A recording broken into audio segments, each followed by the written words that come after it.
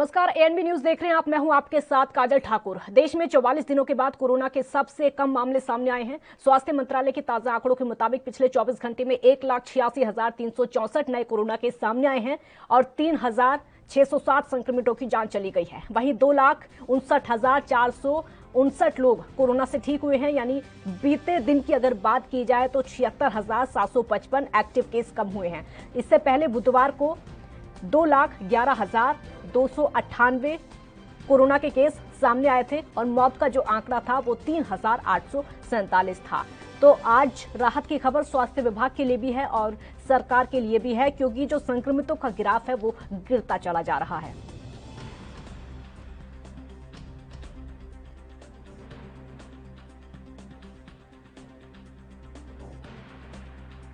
तो positivity rate 8% से ज्यादा। देश में 44 दिन के बाद सबसे कम मामले आज सामने आए हैं। 2,86,000 कोरोना केस पिछले 24 घंटे में सामने आ चुके हैं। राहत की खबर ये स्वास्थ्य विभाग के लिए भी है और सरकार के लिए भी है, क्योंकि अब तक ऐसा नहीं था। अब तक केसेस लगातार बढ़ते चले जा रहे थे। और कांग्रेस नेता शक्ति सिंह गोहिल ने कहा है कि वैक्सीन उत्पादन में भारत देश नंबर 1 पर है, फिर भी हमें वैक्सीन नहीं मिल पा रही है। इस दौरान उन्होंने मेहुल चौकसी को लेकर भी केंद्र सरकार पर निशाना साधा। आप भी सुनिए क्या कुछ कहा।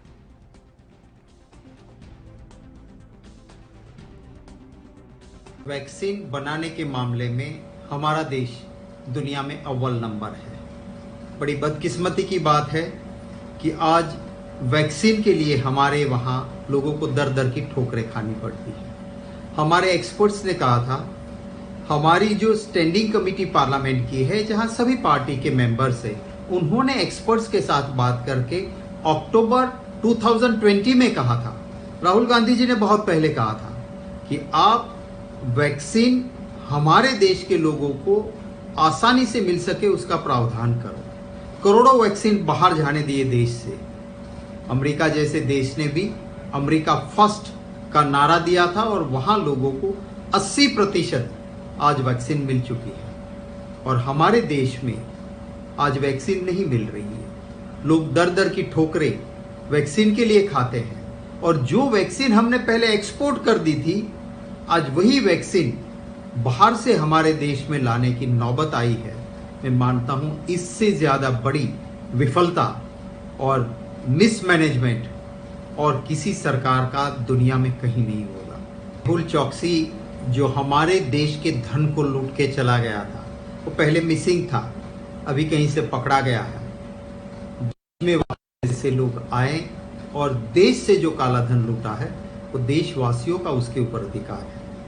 बहुत बड़ी बड़ी बातें करने वाले आज की सरकार में बैठे हुए मुखिया, वो खुद जब प्रधानमंत्री बने उसके बाद इस देश को सबसे ज्यादा लूटने वाले लोग, चाहे वो मेहुल चौकसी हो, चाहे वो नीरव मोदी हो या चाहे विजय माल्या हो, इनके रहते हुए हमारे देश से वो बाहर चले गए थे।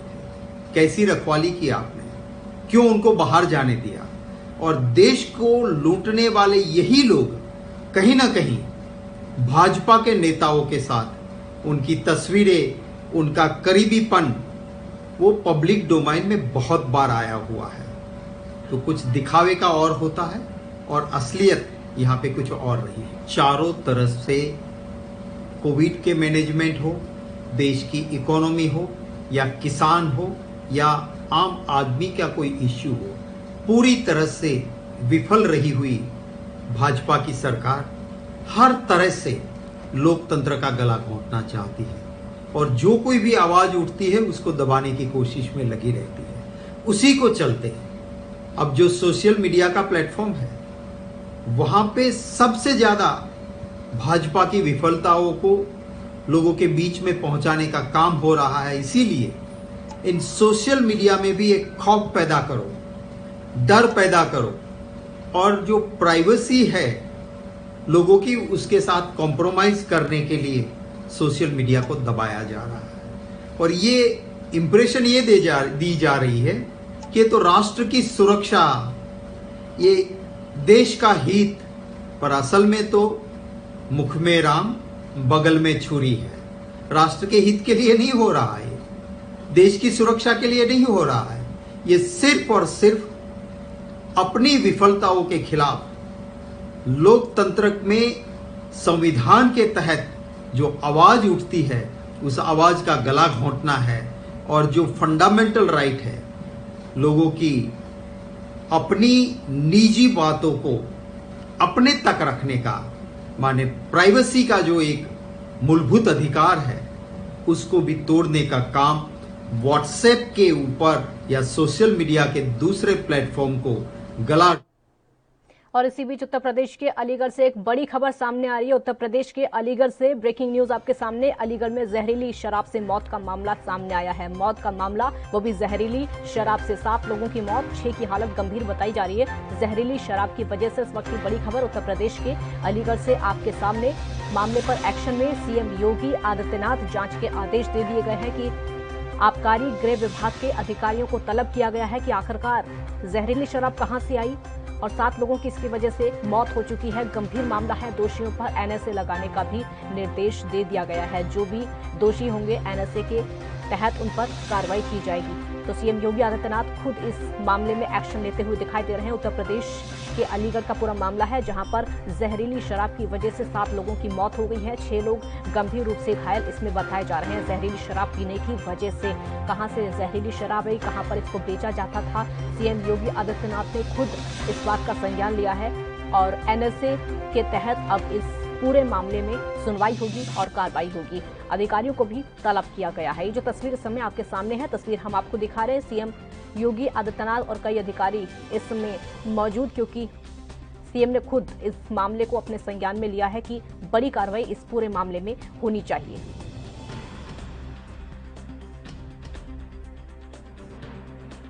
अनुज कुमार संवाददाता इस समय हमारे साथ ज्यादा जानकारी के साथ जुड़ चुके हैं। अनुज कुमार, 7 लोगों की मौत जहरीली शराब की वजह से, कारण सामने आया क्या अभी तक? अलीगढ़ के जिले में जहरीली शराब का कहर बताया गया और 2 ट्रक ड्राइवर समेत 8 लोगों की मौत बताई जा रही है और कई लोग गंभीर रूप से घायल बताया जा रहा है। हालांकि इनमें से कई लोगों की मौत चली गई और प्रशासन का साफ का कहना है कि 6 लोगों की मौत शराब से हुई, बाकी 2 लोगों का कारण पोस्टमार्टम आने के बाद होगा। हालांकि जांच चल रही है और जांच में जो भी निकल के आएगा उसी के आधार पर कार्रवाई होगी। हालांकि मामले को सीएम योगी आदित्यनाथ स्वयं संज्ञान लिया है। आबकारी विभाग से लेकर गृह विभाग के अधिकारियों को तलब कर उनके खिलाफ सख्त निर्देश दिए हैं कार्रवाई के, जिससे कि दोषियों के खिलाफ एनएसए और प्लस उनकी संपत्ति जब्त करके नीलामी की जाए। अगर वो ठेका सरकारी है तो उनके खिलाफ भी सीज कर उचित कार्रवाई की जाए और नीलामी की जाए। अगर देसी शराब का अवैध है तो उनके खिलाफ चालान काट के आगे की अग्रिम कार्रवाई की जाए। तो कुल मिलाकर देखा जाए तो प्रशासन की ओर से साफ तौर पर कहना है कि अभी फिलहाल जांच जारी है। जांच के बाद जो भी रिजल्ट सामने आएगा उसी के आधार पर अगली कार्रवाई की जाएगी। बहुत शुक्रिया अनुज आपका इस पूरी जानकारी के लिए। तो दोषियों पर एनएसए के तहत बड़ी कार्रवाई की जाएगी, क्योंकि सीएम योगी आदित्यनाथ खुद इस मामले में एक्शन मोड में आ चुके हैं। शराब पीने की वजह से, जहरीली शराब की वजह से 7 लोगों की मौत हो चुकी है और 6 लोग गंभीर रूप से घायल बताए जा रहे हैं। और मध्य प्रदेश के मंत्री विश्वास सारंग साइकिल से भ्रमण पर निकले और लोगों को जागरूक किया। उन्होंने कहा कि ये अनलॉक की तैयारी है, लोग जागरूक होंगे तभी तो राज्य को अनलॉक किया जाएगा। इस दौरान उनके साथ साइकिल से घूमते हुए कलेक्टर और अन्य अधिकारी भी नजर आए। खुद मंत्री ने अपने हाथ में लाउड स्पीकर लेकर लोगों को जागरूक किया और घर के दरवाजों पर जाकर उन लोगों से उनका हाल पूछा, कोरोना की स्थिति को पूछा कि घर में कितने लोग क्वारंटाइन हैं, कैसी स्थिति इस समय चल रही है। तो अनलॉक की तैयारी ये है, खुद मंत्री जी की तरफ से कहा गया है।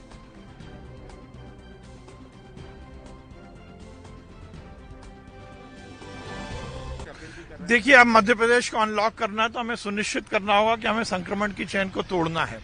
और अब हमने निश्चित किया है भोपाल में कि जो भी होम आइसोलेशन में पेशेंट है उनका फिजिकल वेरिफिकेशन करें, उनसे मिलें, उनकी जल्द से जल्द तबीयत ठीक हो इसके इंतजाम करें और वो सुपर स्प्रेडर ना बने इसके भी पूरे इंतजाम करें।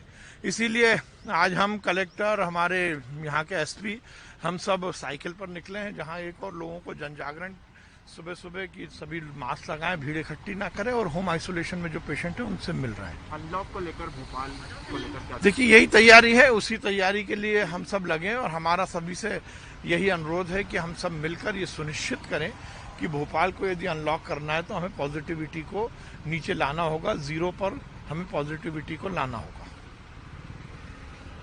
ये जागरूक कर रहे हैं, अपील कर रहे हैं खासकर उन लोगों से जो लोग इस वक्त होम आइसोलेट? देखिए, सबसे पहले तो यही कहना चाहूँगा कि हमारी जो टीम्स हैं वो लगातार होम आइसोलेटेड पेशेंट्स के संपर्क में हैं। इसी चीज़ को वेरीफाई करने के लिए, उन लोगों से बात करने के लिए, उन्हें कोई परेशानी तो नहीं है ये जानने के लिए मंत्री जी आज निकले हैं राउंड पे। हम सभी लोग उनके साथ हैं और इसके साथ ही जो भी लोग मास्क नहीं लगा रहे हैं उनको ये संदेश देने के लिए कि मास्क अवश्य लगाएं और ये जागरूकता सभी के पास पहुंचे कि हम अनलॉक की तरफ जरूर बढ़ रहे हैं, लेकिन बहुत सचेत और ध्यान से रहने की आवश्यकता है। इसी उद्देश्य से आज हम सब लोग निकले। सर, अब 1 जून से भोपाल जा रहा है, उसको लेकर क्या तैयारियां? ग्रेडेड अनलॉक रहेगा। ऐसे एरियाज जहाँ पे कि नंबर ऑफ केसेस बहुत ज़्यादा हैं या पर्टिकुलर एरियाज जहाँ पे कि पॉजिटिविटी हाई है, उनको कंटेनमेंट एरिया मानते हुए वहाँ अनलॉक की प्रक्रिया नहीं होगी और शेष जगहों पे एसेंशियल जो सर्विसेज वगैरह हैं उनको टेकअप करते हुए अनलॉक किया। केंद्रीय गृह मंत्रालय ने राष्ट्रव्यापी कोविड प्रतिबंधों को 30 जून तक के लिए बढ़ा दिया गया है। मंत्रालय की ओर से कहा गया है कि कोरोना वायरस के संक्रमण को रोकने के लिए प्रतिबंधों का लगाया जाना जरूरी है। केंद्रीय गृह सचिव अजय भल्ला ने यह आदेश जारी किया है जिसमें कहा गया है कि कंटेनमेंट जोन और उपायों के सख्त पालन किए जाने से देश भर में कोरोना संक्रमण को कम किया जाएगा। लेकिन ध्यान देने वाली बात यह है कि संक्रमण के मामलों में गिरावट के बावजूद अभी भी काफी मामले सामने आ रहे हैं जिन पर लगाम कसना बहुत जरूरी है। केंद्र की ओर से राज्यों को यह छूट दी गई है कि वो अपने राज्य की स्थिति को देखते रहें, पाबंदियां सख्त कर सकते हैं। लेकिन आपको यह भी बता दें कि 29 अप्रैल को जारी किए गए इस आदेश में गृह मंत्रालय ने राज्यों और केंद्र शासित प्रदेशों को कोरोना के संक्रमण पर रोक लगाने के लिए कई पाबंदी लगाने का आदेश जारी किया था।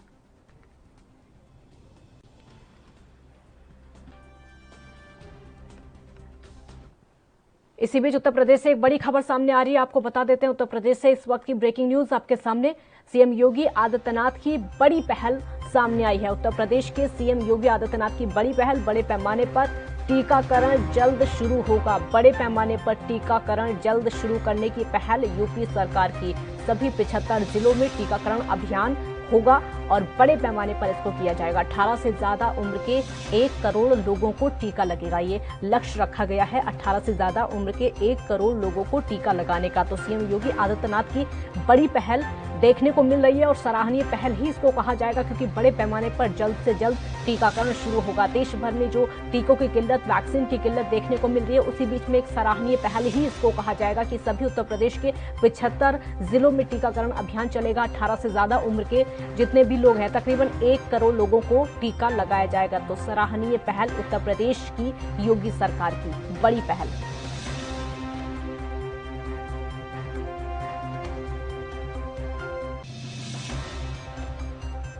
अनुज कुमार संवाददाता इस समय हमारे साथ ज्यादा जानकारी के साथ जुड़ चुके हैं। अनुज, तकरीबन 1 करोड़ लोगों को टीका लगेगा, एक बड़ी पहल और सराहनीय पहल योगी सरकार की इसको कहा जाएगा।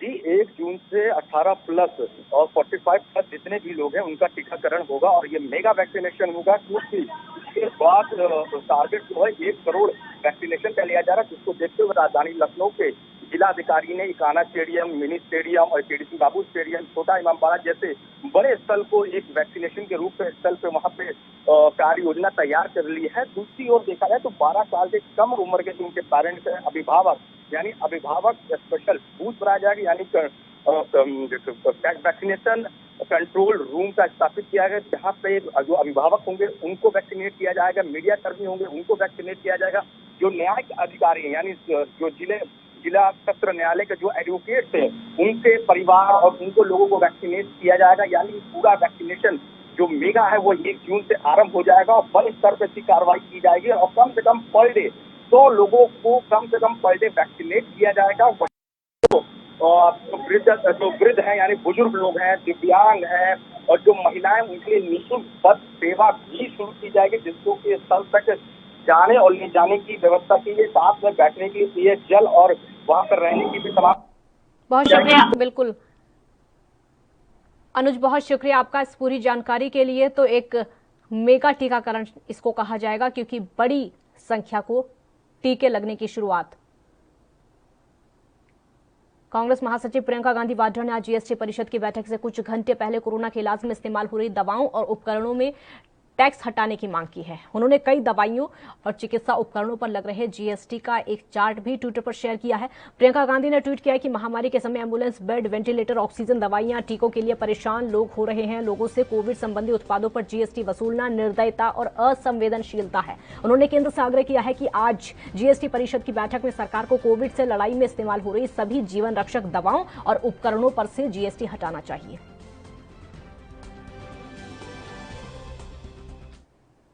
और बीएसपी नेता सुधींद्रा भदौरिया ने पेट्रोल डीजल को लेकर सरकार पर निशाना साधा है। साथ ही उन्होंने कहा है कि यूपी में वैक्सीन गलत तरीके से हो रहा है। आप भी सुनिए क्या कुछ कहा।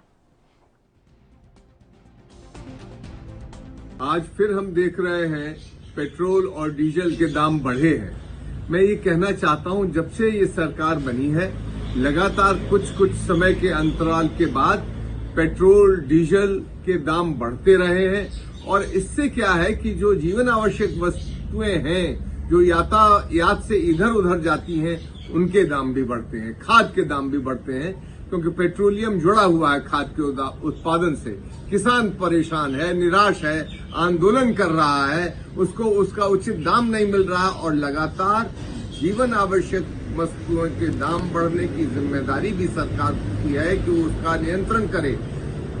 मैं ये भी कहना चाहता हूं कि गैस के सिलेंडर के भी दाम बढ़ रहे हैं। तो क्या सरकार जो हमारे देश के साधनहीन लोग हैं, जो मध्यम वर्ग के लोग हैं, जो गरीब लोग हैं, उनके जीवन में इतनी परेशानी क्यों पैदा कर रही है?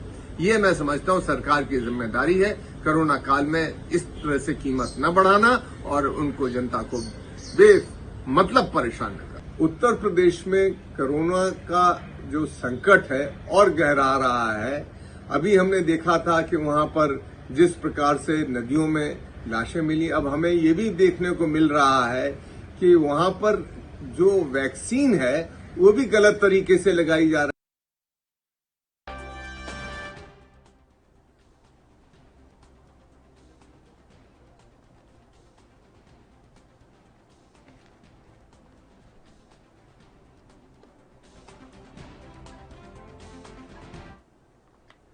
और इसी बीच उत्तर प्रदेश से बड़ी खबर सामने आ रही है। आपको बता देते हैं इस वक्त की बड़ी खबर उत्तर प्रदेश से जो कि सामने आ रही है। कोरोना को लेकर सीएम योगी की सख्ती एक बार फिर से देखने को मिली है। कई नियम हैं, कई गाइडलाइंस है जो कि पहले से ही जारी कर दी गई हैं। प्रदेश में कोरोना के टेस्ट बढ़े, कम हो रहे केस।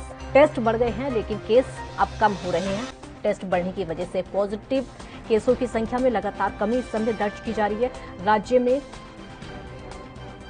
3,58,000 टेस्टों की बात कही जा रही है। तो उत्तर प्रदेश की योगी सरकार की कई ऐसी पहल हैं जो कि लगातार देखने को मिल रही हैं और टेस्ट भी लगातार बढ़ते चले जा रहे हैं। 4 करोड़ से ज्यादा अब तक टेस्ट हो चुके हैं। नए केस जो सामने आए हैं तकरीबन 2,402 नए केस।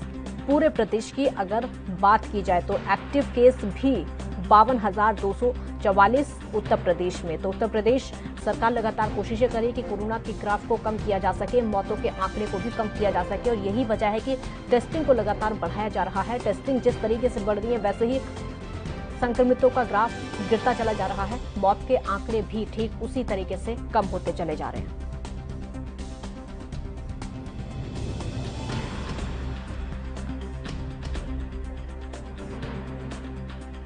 अनुज कुमार संवाददाता हमारे साथ ज्यादा जानकारी के लिए जुड़ चुके हैं। अनुज, अब टेस्टिंग बढ़ रही है, इसीलिए जो संक्रमितों की संख्या है वो कम होती जा रही है उत्तर प्रदेश में।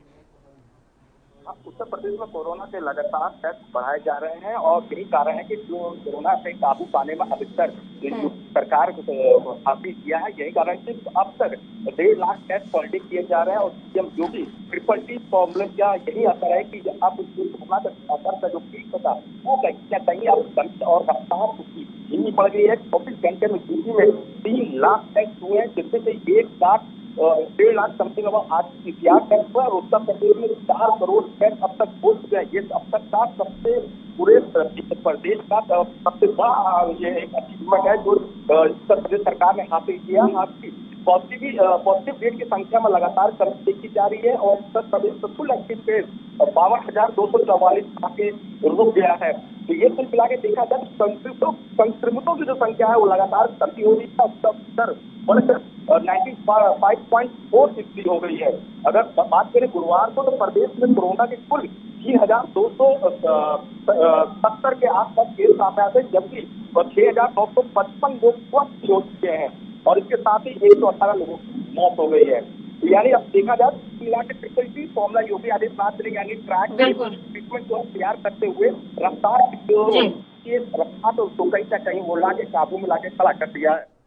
ठीक है, बहुत शुक्रिया अनुज आपका इस पूरी जानकारी के लिए। तो उत्तर प्रदेश में कोरोना केसेस लगातार बढ़ते चले जा रहे हैं क्योंकि टेस्टिंग को भी बढ़ा दिया गया है।